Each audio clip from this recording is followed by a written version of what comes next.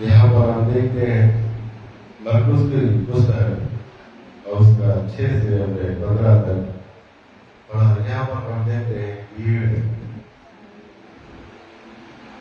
और वो भीड़ पिलातुस जो बादशाह था, वो आजकल के हिसाब से हम देख सकते हैं कि एक राष्ट्रपति, एक इस चार्टर में आपको देखने को मिलता है एक राष्ट्रपति है और एक प्रधानमंत्री। और राष्ट्रपति को यह अधिकार होता है कि वो किसी की भी सजा को माफ कर सकता है या मृत्यु दंड को उसको खत्म कर सकता है। और वो एक पर्व था, उस पर्व में ये राष्ट्रपति करता था, जिसका नाम पिलातुस था। आज समय समय पर हम कौन सी भीड़ में मेन जो बात दिखती है उसमें ये दिखती है कि लास्ट में वचन में जो पढ़ा गया कि उस भीड़ को पिलातुस ने भीड़ को प्रसन्न करने की इच्छा से बरअब्बा को उनके लिए छोड़ दिया। ये बहुत बड़ी भीड़ है और वो भीड़ में सब लोग सारे व्यक्ति हैं। और ये भीड़ कब से नजर आ रही थी आपको? जब वो सजा के नारे लगाए जाते थे। वैसे तो भीड़ यीशु मसीह के पास हर समय रहती थी, जहां पर भी वो जाते थे एक भीड़ उनके पास लग जाती थी। उस समय का आंकड़ा अगर मैं बताऊं तो 5 से 10 हजार के बीच की, वैसे 20-20 हजार की भीड़ हुई है, लेकिन 5 से 10 हजार व्यक्ति एकदम से जुड़ जाने कोई मामूली बात नहीं होती। यीशु मसीह ने 3.5 साल उपदेश दिया और जो उन्हें अपने कार्य किया, और एकदम से उनके पास एक भीड़ इतनी बड़ी संख्या में आ रहा, एक ऐसे वैसे व्यक्ति के आदमी की बात। मैं समझता हूं आजकल हम प्रधानमंत्री की रैली को देखते हैं या मुख्यमंत्री की रैली को देखते हैं तो भीड़ नहीं आ पाती है। लोगों को क्या बुलाना पड़ता है? उनको कुछ लालच देके बुलाना पड़ता है। और ये कैसा व्यक्ति है, उसके व्यक्ति को देखिएगा, जिसका नाम हम यीशु मसीह के नाम से जानते हैं, उस पर किस तरीके का विश्वास करते हैं। वो जहां भी जा रहा है 5,000 10,000, उसके पीछे भीड़ बहुत ढेर सारी लगती चली जा रही है। और यही भीड़ के लोग उस समय भी थे जो यीशु मसीह को एक राजा के रूप में लेकर आ रहे थे और होशाना के नारे लगा रहे थे। जैसे आजकल के राजा को भी हम जिंदाबाद के नारे लगा देते हैं, उसकी पार्टी का भी नाम ले देते हैं और उसको खुश करने के लिए हम ऐसा काम करते हैं। उस समय भी प्रभु यीशु मसीह को खुश करने वाले लोग बात थे, उस दिल से चुनने वाले लोग थे, लेकिन कुछ खुश करने वाले भी लोग बात थे। आज हम प्रभु यीशु मसीह का जो कैरेक्टर है उस बात को देखते हैं, उस बात को देखते हैं और उस बात को पूछते हैं कि हम उस भीड़ में कहां पर खड़े। मेरी अभी की गवाही है, मैंने अपने जिंदगी में बहुत चीजें देखी और मेरे साथ जो घटता है वो मैं आप लोगों के साथ शेयर करता हूं। जब मैं पादरी भी नहीं था, उस समय से और अब तक मेरे जीवन के अंदर बहुत ढेर सारी घटनाएं हुई। अभी पिछले 3-4 दिन पहले, 4-5 दिन हो गए होंगे, शायद इतना भी नहीं हुआ। परमेश्वर ने मुझे एक गाड़ी दी और इसका बैक कैमरा कैमरा चल नहीं रहा था, मेरा बेटा बैठ के और वो देख रहा था कि कैमरा क्यों नहीं चला। और ये सच्ची घटना है, जिसका 1 मिनट के अंदर सांस रुक जाना, ये तय था, वो बिल्कुल खत्म हो गया था। मेरा बेटा जो शेर है, उसके अंदर सांस भी नहीं थी, उसकी आंखें खुली की खुली रह गई थी और मेरे सामने कुछ भी नजर नहीं आ रहा। मैंने शोर बचा के अपने यहां पर मेरी बहू और कुछ लड़कियां थी और पादरी साहब भी थे, मेरे आवाज से जल्दी जल्दी आ गए कुछ मोहल्ले के।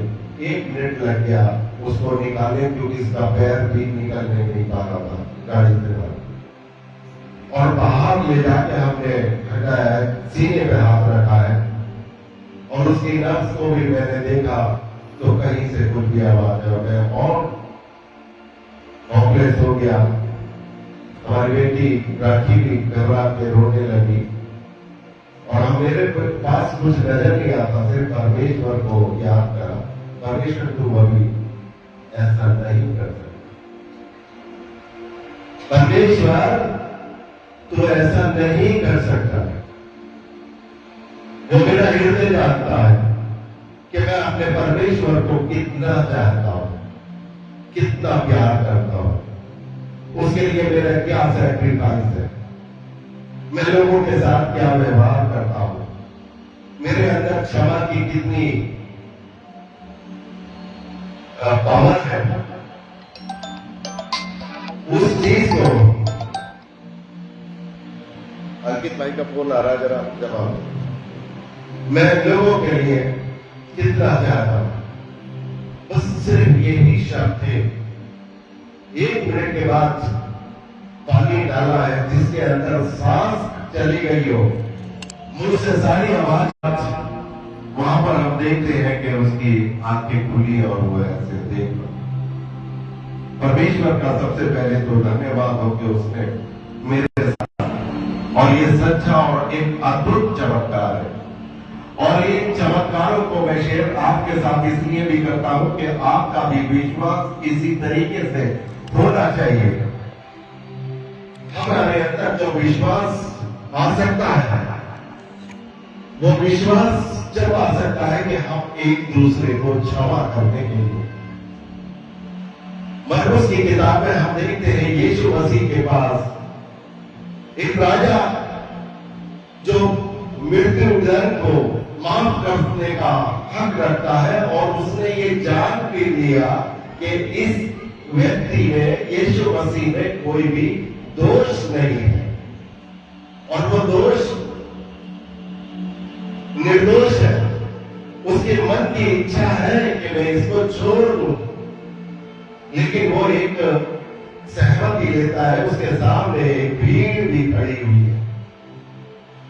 वो भीड़ इसे कहलवाना चाहता है कि भीड़ अपने आप को कहे कि ठीक है इसको छोड़, और तुरंत ही वो ऑर्डर करने के लिए तैयार है। लेकिन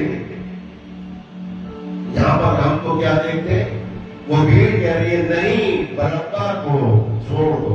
लेकिन यीशु मसीह को फांसी के तख्ते पर लटकाया जाए। कभी कभी हम लोगों को खुश करने के लिए गलत डिसीजन ले लेते हैं।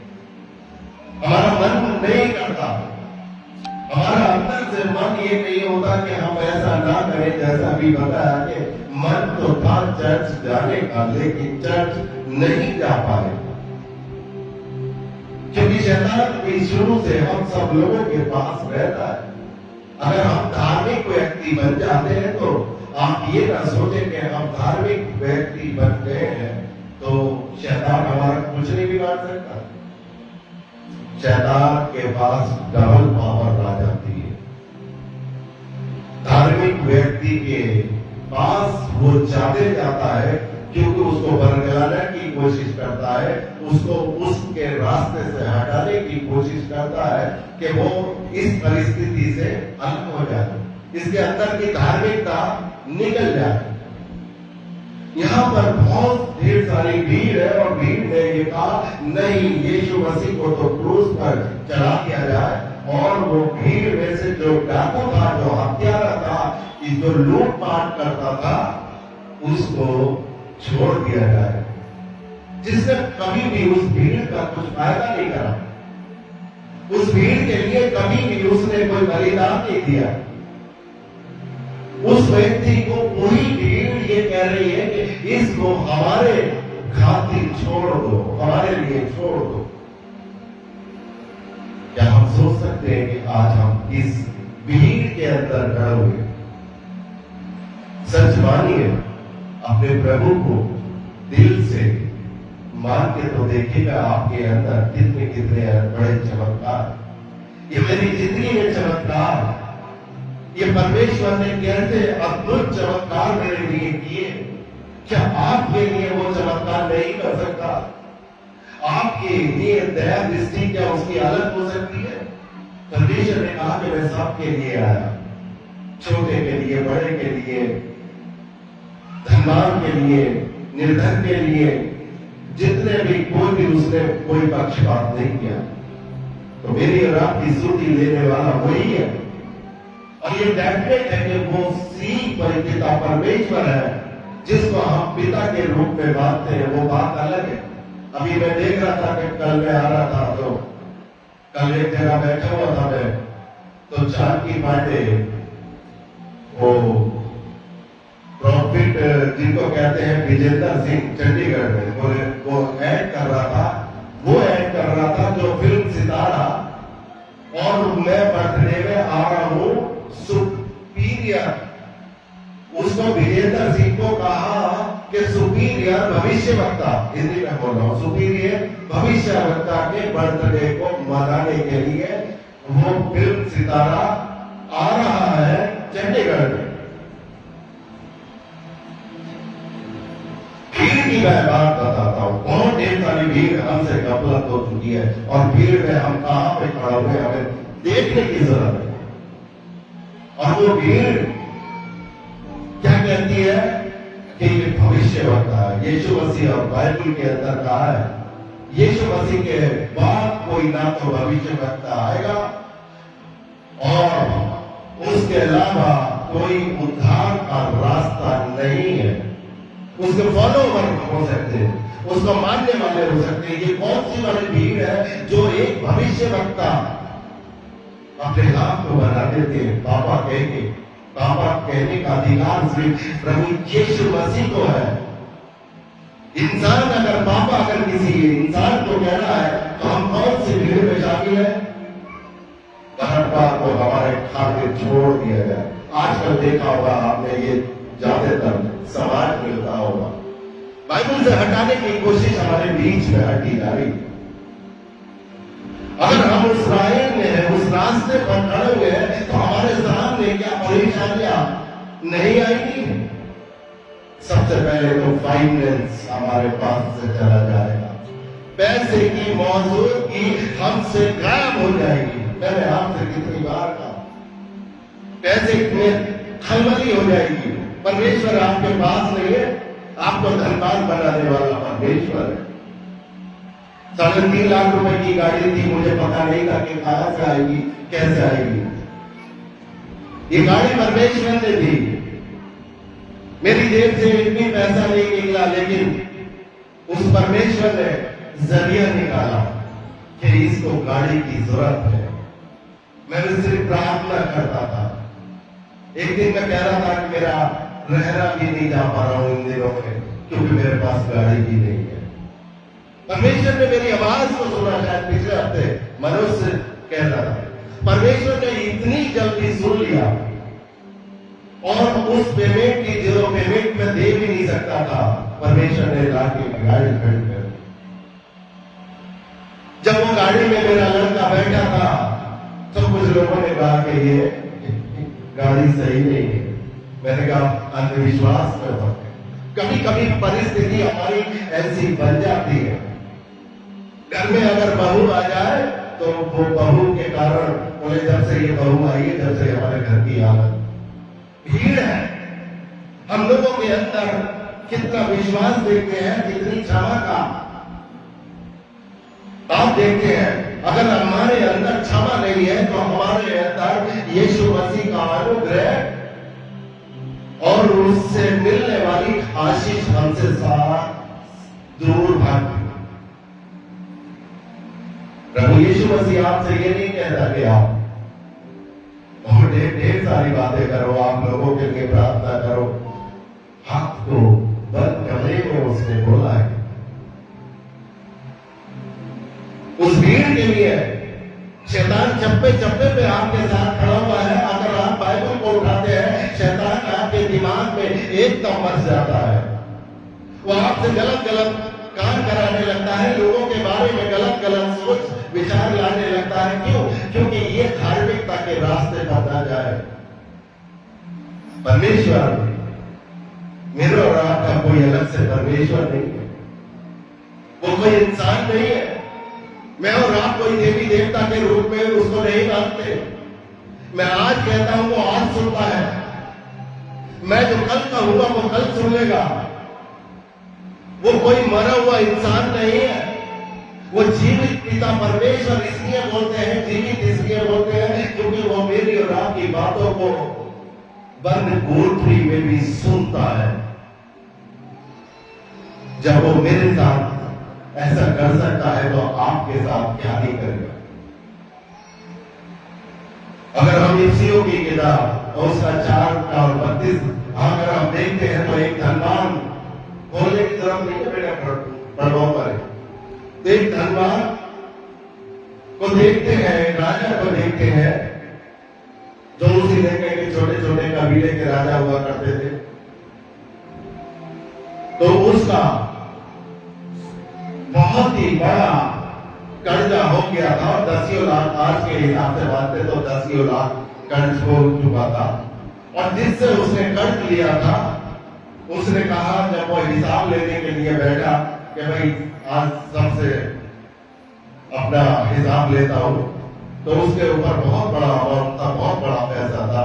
और उसने जो है जब देखा तो उसने कहा राजा उससे बड़ा जो जिसने कर्जा दिया था, बोले इसकी बीवी को भी, इसके बच्चों को भी, इसके घर को भी और इसके पशुओं को भी सबको लेकर आ जाओ ताकि उससे उसका कर्ज निपटाया जाए। उस आदमी ने उससे बोला जिससे कर्ज लिया था कि थोड़ा सा धीरज रखो, मैं सब चुका दूंगा। उसने उसका बात मान ली और उसका कर्ज को माफ कर दिया, उसी समय माफ कर दिया जब उसने कहा कि थोड़ा सा धीरज रखिए। फिर उसने क्या काम करा, उसने फिर अपने जो नीचे वालों को जो धन दिया था उसने उनका गला घोटा कि मेरा कर्जा आज ही मुझसे मुझे चाहिए।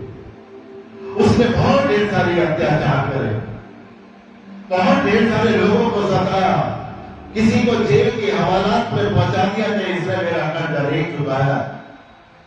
जब उस व्यक्ति को ये बात का पता चलता है कि वो व्यक्ति जिसको मैंने माफ कर दिया था और वो व्यक्ति ने लोगों को कितना सताया, उसने उसको बुलाया और बुलाकर कहा क्या तूने मेरे सामने हाथ नहीं जोड़े थे, गिड़गिड़ाकर अपने लिए ये नहीं कहा था कि तू थोड़े दिन धीरज रख और मैं कर्ज चुका दूंगा और मैंने तेरा कर्ज बिल्कुल भी माफ कर दिया कि तो क्या तुझे उन लोगों से ऐसा व्यवहार करना चाहिए था या नहीं?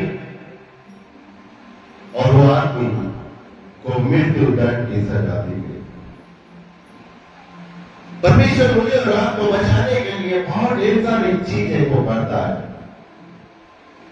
बहुत ढेर सारी प्लानिंग है उसके पास, बहुत ढेर सारी ऐसी चीजें हैं कि हम लोग उसकी चरागाह में रहकर उसके लिए सुरक्षित रास्ते पर उसके चले जाए, लेकिन हमारे कदम है जो शैतान की तरफ से चले जाते हैं।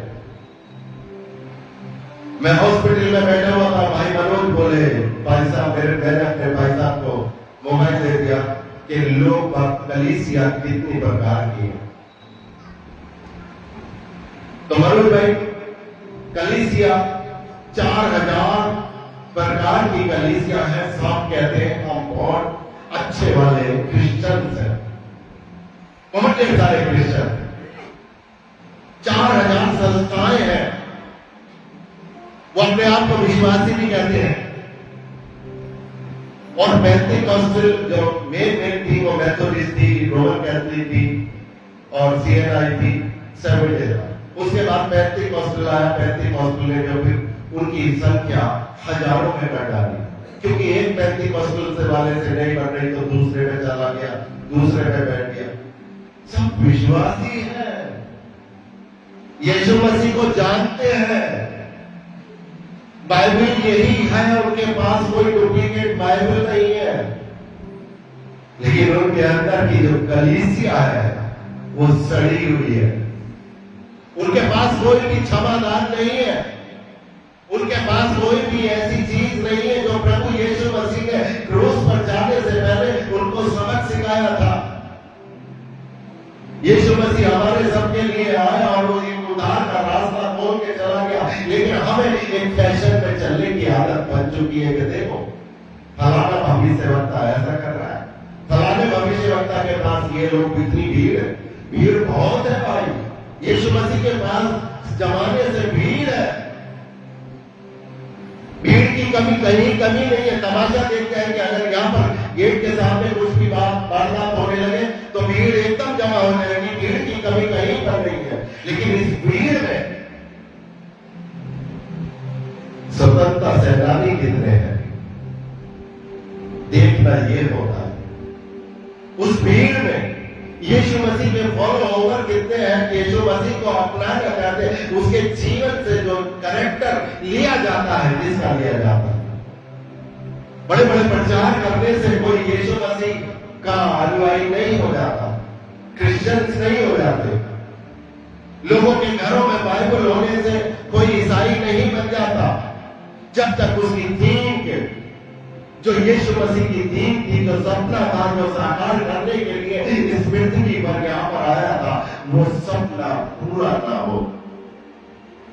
यीशु मसीह के पास कम टाइम है। क्यों? यीशु मसीह को चिंता है आदमी। क्यों? क्योंकि वो फिर से आने वाला है। दुनिया के अंदर कोई भी भगवान हो या कोई भी खुदा हो या कोई भी देवी देवता हो, कोई नहीं आने वाला। सिर्फ यीशु मसीह ही ये दोबारा आने वाले हैं, जो सबका हिसाब किताब लेने के लिए। उन्होंने भी सोच रखा है कि मैं जिस दिन जाऊंगा हिसाब किताब लूंगा। जैसे हिसाब किताब एक राजा ने सोचा था कि मैं अपने सारे दासों को बुलाकर और मैं इनका हिसाब किताब लेता हूं। परमेश्वर ने, यीशु मसीह ने भी सोच रखा है कि मैं जब दोबारा जाऊंगा तो हिसाब किताब लेने के लिए जाऊंगा। वो हमारे साथ कोई प्रभु भोज करने के लिए नहीं आएगा। वो हमारे साथ कोई नगर से चलकर नहीं आएगा कि नदी के बच्चे के ऊपर सवार होकर हम होसन्ना के नारे लगाते रहे। वो इसलिए भी नहीं आएगा। मेरे और आपके उसके दरमियान कितनी खाई है। परमेश्वर को मैंने कितना समझा है, शैतान के चुंगल में आज कितना आया हूं। वो दरमियान देखने के लिए, वो हमारे टेस्ट लेने के लिए, वो हमारी परीक्षा लेने के लिए यीशु मसीह जल्द ही आने वाले हैं। तैयारी उसकी करनी है, ना कि प्रॉफिट विजेंद्र सिंह की करनी है या कोई निरोलों की करनी है, या कोई भी घर में अगर कोई भी आ जाए तो मुझको ये नहीं करनी है। मैं कितना हूं, भीड़ में मेरा स्थान कितना है, मैं लोगों के लिए कितना कर सकता हूं, मैं अपने प्रभु यीशु मसीह के ऊपर कितना विश्वास कर सकता हूं। क्योंकि आपकी जो दिनचर्या को बदलने वाला वो प्रभु यीशु है, कोई इंसान नहीं है। कोई किसी इंसान की कोई ताकत नहीं है जो आपके शरीर के अंदर कोई भी बीमारी है उस बीमारी को गायब कर दे। अगर प्रभु यीशु मसीह का अनुग्रह है तो वो निरोग हो जाएगा। और ऐसी चंगाइयां ओझाओं के पास भी है, ऐसी चंगाइयां बहुत से मौलवियों के पास भी हमें देखने को मिलती है। लोग बात गवाही देते हैं कि साहब मौलाना के पास गया और उसने ताबीज दिया, सही हुआ। क्या बाइबल को नहीं जानते कि बाइबल के अंदर ये लिखा गया कि शैतान को भी ये सारी की सारी शक्ति उसके पास में है, लेकिन तुम्हें उस भीड़ से, उनकी भीड़ से अलग भी कहा गया, दिखाया गया। अगर तुम्हारे पास वो हथियार नहीं है, अगर आपके पास वो हथियार नहीं है, वो ताकत नहीं है, वो प्रभु यीशु मसीह की सामर्थ नहीं है, तो आप शैतान की जय जयकार के नारे लगाने वाले भीड़ में शामिल हैं। चाहे मैं हूं, चाहे आप हो, प्रभु यीशु मसीह आपकी सूदी नहीं लेने वाला। प्रभु यीशु मसीह अगर आपकी सूदी ले रहा है तो वो आपके कैरेक्टर को देख कर ले रहा है। यीशु मसीह ने आपके मेरे बीच में कितने चमत्कार किए। आज जिस वजह से हम बैठे हैं उसकी अनुग्रह से हम बैठे हैं। बीच में ही हमारे मनोटे के परिवार बैठा हुआ है, इन्हें प्रभु यीशु मसीह को देखा है, उसकी शक्ति को देखा है। इनके बीच में भी सारे अंधविश्वासी, इनके परिवार में सारे अंधविश्वासी, लेकिन ये ठोस मिलन की तरीके से जानते हैं कि यीशु मसीह हमारा मुक्ति का राजा है। आज तक इस परिवार ने जो भी प्रभु यीशु मसीह से मांगा है वो प्रभु यीशु मसीह ने तुरंत ही दिया है, ज्यादा टाइम भी नहीं लगा है। वो आपको कैसे नहीं देगा? आप मांगे तो सही। प्रभु यीशु मसीह कहता है मांगोगे तो मैं तुम्हें दूंगा। और जब हम मांगते ही नहीं है तो हमें कैसे दे सकता है? हम अपनी समस्याओं में खुद पड़े रहते हैं क्योंकि हमें विश्वास नहीं होता। हमें मीडिएटर, बीच वाले बिचौलिए की आदत पड़ चुकी है कि बीच का बिचौलिया आएगा, वो हमारी समस्याओं को समझेगा, हमारी समस्याओं का वो हल कर देगा। हम कुछ नहीं, हमने तो सिर्फ उस बिचौलिया से कहना है कि बिचौलिया जी आप हमारे लिए प्रार्थना करो, हमारा कैंसर दूर हो जाए, हमारी टीबी दूर हो जाए, हमारे घर में बरकत नहीं है दूर हो जाए। और वो बिचौलिया आपसे एक लिफाफा देगा, लिफाफे में बहुत ढेर सारा दान उसको दिया जाएगा। उस दान का क्या होता है उस भीड़ को ये भी पता नहीं।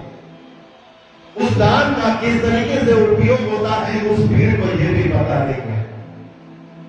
क्या एक सेवक को, एक दास को, जो खुदा का दास हो, वो कितना हलीम नहीं रहता है?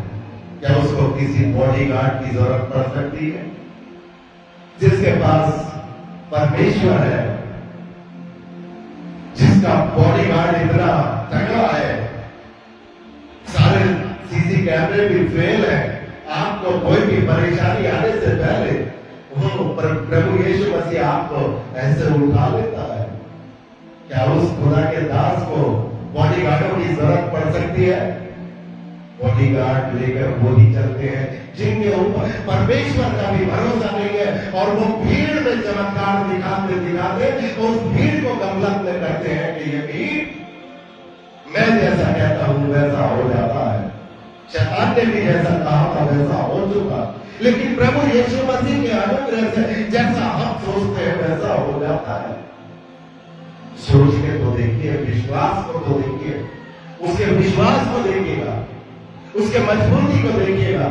हम कहां पर है आज, किस जगह पर खड़े हुए हैं?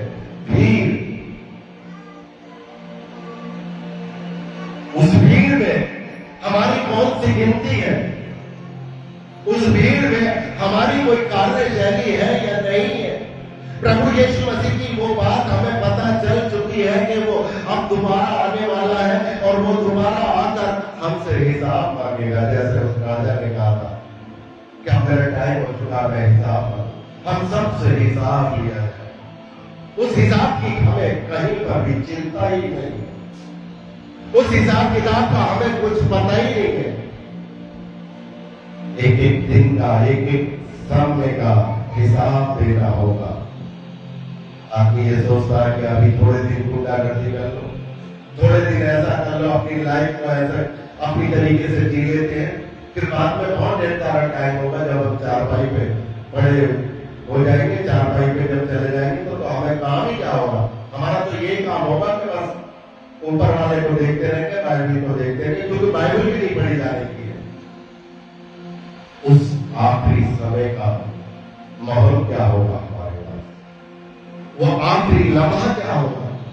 हमें एक वक्त भी नहीं मिलने का है कि हम अपने प्रभु से प्रार्थना कर लें। हमारे पास टाइम नहीं होगा कि हम किस तरीके से अपने प्रभु से प्रार्थना भी कर ले। हमारे पास टाइम भी नहीं होगा कि चर्च में चले जाए। जब आपको वक्त मिला है चर्च जाने का तो आपने गवा दिया, आपने इधर उधर के रास्ते मार्ग देख ली, आपने और तरीके से अपनी जिंदगी को बिताने की कोशिश कर दी।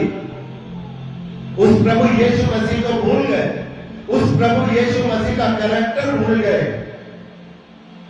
जिसके जीवन में कोई भी नुक्स नहीं था। और जहां उसका निवास स्थान होता है उस जगह पर भी कोई नुक्स नहीं होता। और कोई नुक्स वाला आदमी आ भी जाता है तो उसका नुक्स ऑटोमेटिकली सही हो जाता है, क्योंकि परमेश्वर ने कहा है कि मैं क्षमा करने वाला परमेश्वर, वो बदला लेने वाला परमेश्वर नहीं है, वो क्षमा करने वाला परमेश्वर है।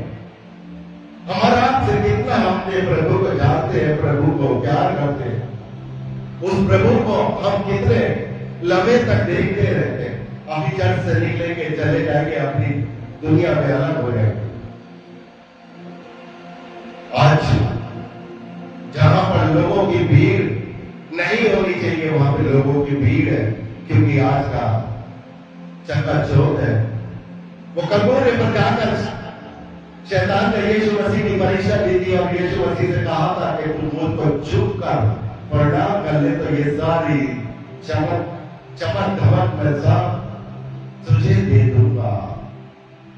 यीशु मसीह ने मुझे और आपको एक अकल दी, बुद्धि दी, इस चीज से बचने के लिए, इस चीज से अकल होने के लिए। वो चकाचौंध और वो उस चीज के पास ले गए, क्योंकि प्रभु यीशु मसीह जानते थे कि जो मैं आज करके इस दुनिया के अंदर जा रहा हूं, कल को मेरे पीछे पीछे लोग आके उस चीज को करेंगे। क्या हम करते हैं? हमें कोई लालच दे के किसी की बुराई कर दो किसी बात के लिए, और ये थोड़ा सा ध्यान रखो, एकदम हम उसके चुंगल पे पहुंच जाते। आपका अपना संस्कार क्या, आपका अपना घर कौन सा है? जब तक हमको ये ही पता नहीं होगी कि हम कौन से घर में रहते हैं, तो आप कौन से सामाजिक व्यक्ति हैं, कौन से कैसे व्यक्ति हैं। और जिनके पास घर नहीं होते तो उनको लोग क्या कहते हैं? जिनके पास घर नहीं होते तो क्या कहते हैं? उनको जिप्सी बोलते हैं कि आज यहाँ पे बैठिए, कल को किसी कहीं दूसरी जगह बैठिए, कहीं से मिलके जो है कहीं पर खा लिया, किसी ने जो खिलाया वो खा लिया, कोई घर नहीं है। बहुत ढेर सारे लोग भीड़ है अपने घर छोड़कर दूसरे जगहों पे, दूसरे के घरों में बैठे जो उनका नहीं था।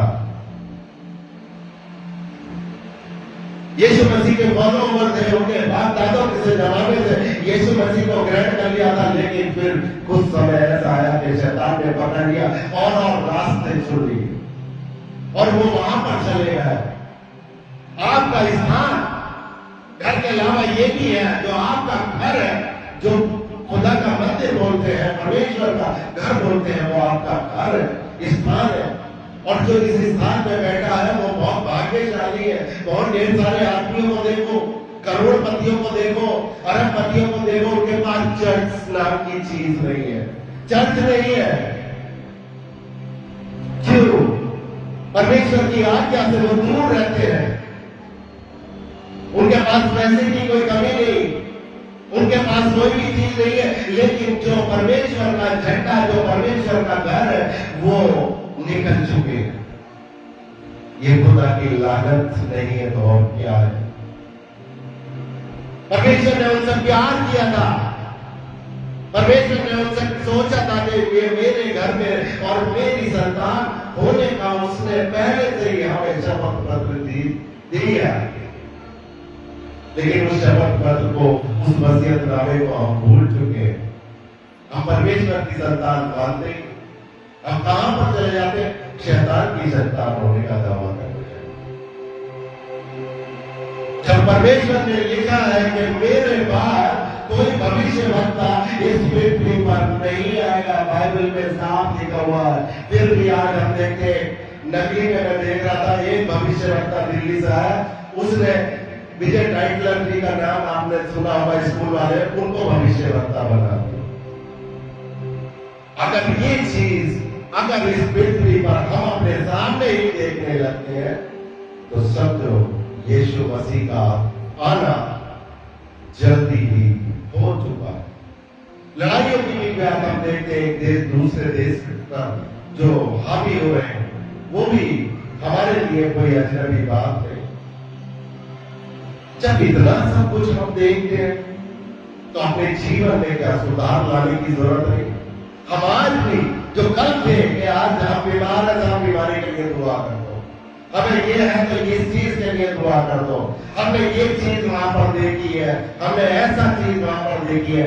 आप यहाँ पर क्या है? आप यहाँ पर किसको क्या दिखा रहे हैं? दिखाने का समय परमेश्वर को आप है। हम कहां पर?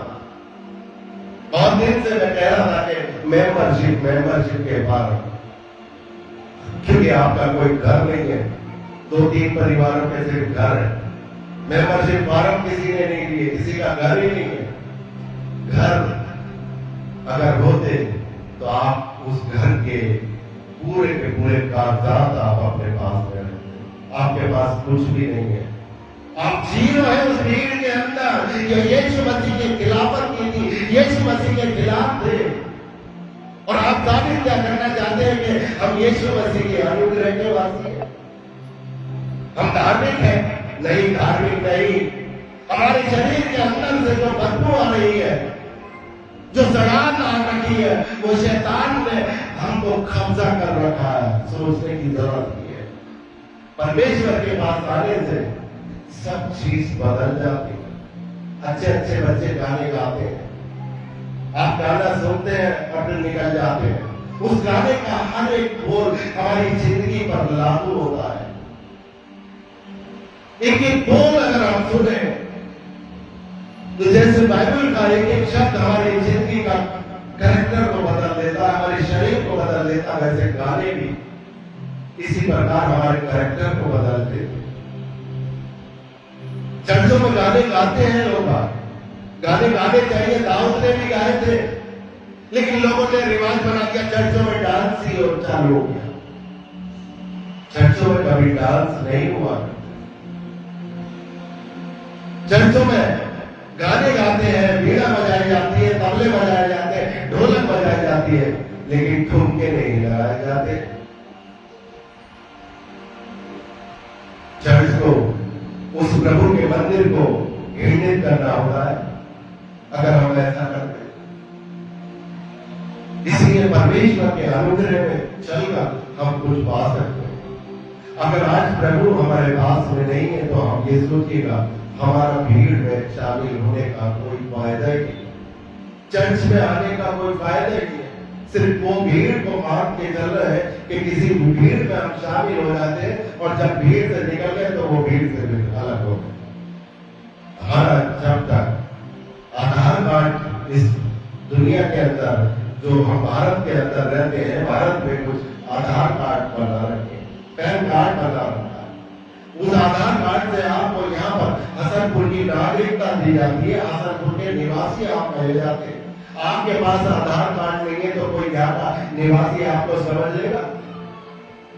कोई नहीं समझ पाएगा कि ये हसनपुर का रहने वाला या क्या है, या कोई देशद्रोही तो नहीं है। आज वक्त है, आज आपको वक्त मिला क्योंकि आपके शरीर की टांगें सही है, आपके हाथ सही है, आपका दिमाग सही है, आपकी आंखें सही है।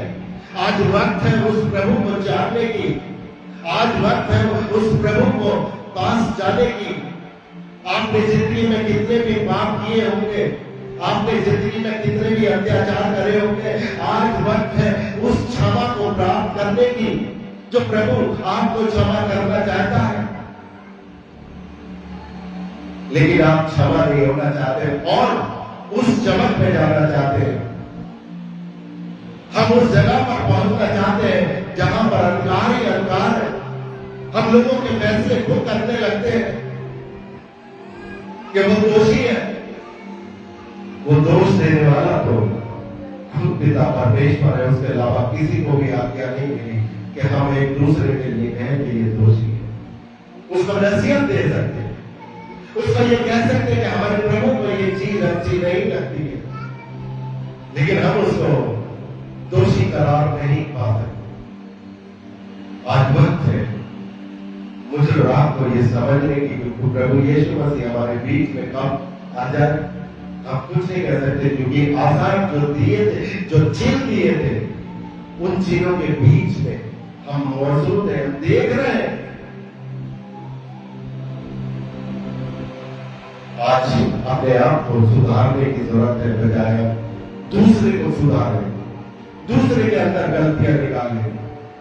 ये भीड़ जो थी, जो प्रभु यीशु मसीह को कह रही थी बरअब्बा पे चढ़ा दो, बरअब्बा को हमारे लिए छोड़ दो, ये भीड़ कौन सी भीड़ थी? वही राजनीतिक लोग आते, वही याजक जो बनते थे, जो कहते थे हम धर्म के ठेकेदार हैं, जो अपने आप में ये सोचते थे कि यीशु मसीह को बाइबल का कुछ पता नहीं है, और वो ये कहते थे कि हम धर्म गुरु हैं, हमें पता है। उन्होंने ये राजनीति चलाई थी। वो साफ सुथरे होकर मंदिर में नहीं जाते थे, वो साफ सुथरे होकर अपने हृदय में से सारी गंदगी निकाल के वो मंदिर में नहीं जाते थे, सिर्फ जाते थे कि आज मैं चर्च में जाऊंगा तो मुझे किसके ऊपर अटैक करना है। उन दिनों में निशाना प्रभु यीशु मसीह का था। यीशु मसीह को नीचा निकाला, यीशु मसीह के ऊपर प्रहार करना, और यहां तक कि अब बात इतनी आ चुकी थी कि यीशु मसीह को मौत की सजा दी जाए। क्या उस भीड़ में मुझे और आपको होना चाहिए या बचना चाहिए? हमारे लिए कोई भी भविष्यवक्ता नहीं आया, सिर्फ प्रभु यीशु मसीह के। उस भविष्यवक्ता नहीं आया प्रभु यीशु मसीह के अलावा और कोई चीज हमारे जीवन में अनुग्रह या आशीष नहीं ला सकती। अगर हम किसी और भविष्यवक्ता को मानते हैं तो ओझाओं को भी मानना पड़ेगा हमें। हम ओझाओं को मानते हैं, हम तांत्रिकों को मानते हैं, हम बुल्ला मौलवियों को मानते हैं, जो हमारे अंधविश्वास में शैतानी शक्ति है उनके पास में रहती है। शैतानी शक्तियां भी उस टाइम के लिए सही कर सकती है, लेकिन वो पूरा का पूरा जीवन आपका बर्बाद भी कर देती है। वो चमत्कार दिखाने के लिए आपकी जेब से पैसा निकलवा लेते हैं, और बड़ी बड़ी रकमें वो कितना देखा हुआ तांत्रिक वगैरह जो कितनी रकमें लोगों से ऐड लेते। और आज हमें सुनने को मिलता, मुझे बड़ा दुख होता है जब मैं सुनता हूं कि लोग परमेश्वर इनके लिए आया, इनको बचाने के लिए आया। इन्होंने किसी इंसान को सोच लिया कि ये इंसान बिचौलिया हमें बचाएगा। ये पॉसिबल नहीं होगा। परमेश्वर हमसे खुश नहीं होगा। हमें आज ही से अपने जीवन को, अपने कैरेक्टर को देखना होगा। हमें किसी के ऊपर चलना नहीं चाहिए, हमें किसी की नकल नहीं करना चाहिए। किसी और से ढेर सारे लोग होते जो हीरो ने बाल जैसे कटाए तो उसने भी काटा दिए, उसने शर्ट ऐसी पहनी तो उसने भी शर्ट ऐसी पहनी। किसी दूसरे के सहारा लेकर अपने जीवन को आपको अपना कैरेक्टर स्वयं अपने आज ही बनाना पड़ेगा। आप की नकल और लोग करें, आप किसी की नकल ना करें। परमेश्वर इसीलिए आपसे खुश रहेगा, क्योंकि परमेश्वर चाहता है कि आपको धनवान बनाना, आपको बीमारियों से चंगाई मुक्त करना। आपको परमेश्वर चाहता है कि आपके घर में आशीषें हो, आपको परमेश्वर चाहता है कि वो परमेश्वर सदैव आपके घर में विराजमान है, ताकि कोई भी शैतानी शक्ति आ ना सके। जैसे अभी 3-4 दिन पहले मेरे घर में आई, लेकिन वो कैसे हटे मुझे पता ही नहीं चला, कैसे हट गए। ये परमेश्वर का एक अनुग्रह था। इसलिए हम सबको सोच समझ के चलना पड़ेगा कि अब टाइम बहुत कम है, यीशु मसीह का आगमन का समय आ रहा है और हम सब लोगों को लिए एक नया संदेश मिलता है कि हम आज से ही अपने जीवन में प्रभु यीशु मसीह को लाने की कोशिश करें और फिर प्रभु यीशु मसीह के अनुग्रह से हम उसके वाचा का जो संदूक है उसकी नजदीकी में जाए, उसकी बेदी पर जाए और उसके स्वर्ग में उसके साथ रहे। सबको जय मसीह।